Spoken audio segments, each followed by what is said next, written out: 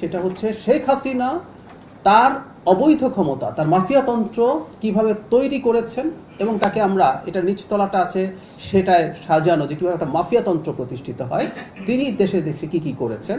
এবং আমরা এখানে যেটা চেষ্টা করেছি সেটা হচ্ছে আওয়ামী লীগ এবং শেখ হাসিনার পোর্ট্রেয়াল।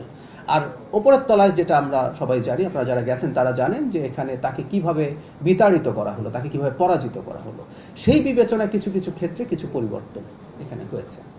আমি ভেবেছি এই প্রশ্নটা আজকে অন্তত আমি মাফ পেয়ে যাব, কারণ হচ্ছে মাননীয় পররাষ্ট্রমন্ত্রী নিজে ব্রিফ করেছেন। ওখানে আসলে কি হয়েছে এটা তো আমি যেহেতু ছিলাম না আমি জানি না, কিন্তু একটা ব্যাপার আমরা মাননীয় পররাষ্ট্রমন্ত্রীর ব্রিফিং থেকে সম্ভবত বুঝতে পারি যে বাংলাদেশ খুবই স্ট্রংলি এই ব্যাপারটাকে উপস্থাপন করেছে। এটা শুধুমাত্র এখানে না, বাংলাদেশ যে স্টেটমেন্ট দিয়েছে ওই ঘটনার পর তাতে এই ব্যাপারটা খুব স্পষ্টভাবে বাংলাদেশ জানিয়েছে যে এই ব্যাপারে আমরা টাফ আছি।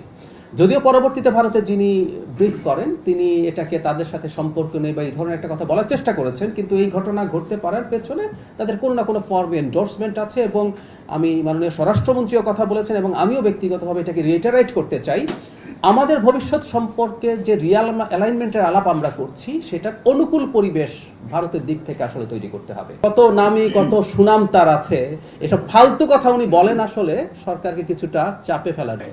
শিক্ষার মান বাড়ানোর জন্য পাশের হার কমানো হয়নি। আমরা বলছি একটা জিনিস, ন্যূনতম যোগ্যতা ছাড়া পাশ করিয়ে দেয়া বা গ্রেড দিয়ে দেওয়ার একটা প্রবণতা ছিল। আর রয়ের সাকিব আল হাসান যদি দেশে আসেন, আপনার কি মনে হয় উনি নিরাপত্তাহীন থাকবেন? মানে ভালো খেলোয়াড় হতে পারেন, উনি একজন নষ্ট পচে যাওয়া মানুষ। উনি যিনি এসছেন, প্রধান এসছেন, এটা নিয়ে প্রচুর স্পেকুলেশন দেখছি।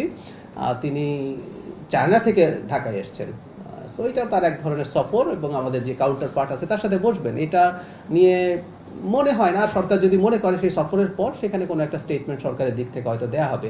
বন্ধু মনে রাখতে হবে একটা জাদুঘরে কি কি এক্সিবিটেড হবে, এটা কিন্তু আপনি যেটাই করুন না কেন শেষ পর্যন্ত এটাই বিতর্ক হবে। ইটস এ মাস্ট, কারণ আমরা প্রত্যেকে তার দেখার একটা ভিন্ন দৃষ্টিভঙ্গি আছে। আমার কাছে ব্যক্তিগতভাবে যেটা মনে হয় যে এটা হচ্ছে আওয়ামী লীগ সরকার কি করেছে তার এই 17 বছরে। যেমন সীমান্ত হত্যার কথা বলি, যদি আমরা এভাবে, সীমান্ত হত্যা কি এক্সক্লুসিভলি ওই সরকারের সময়ের ঘটনা?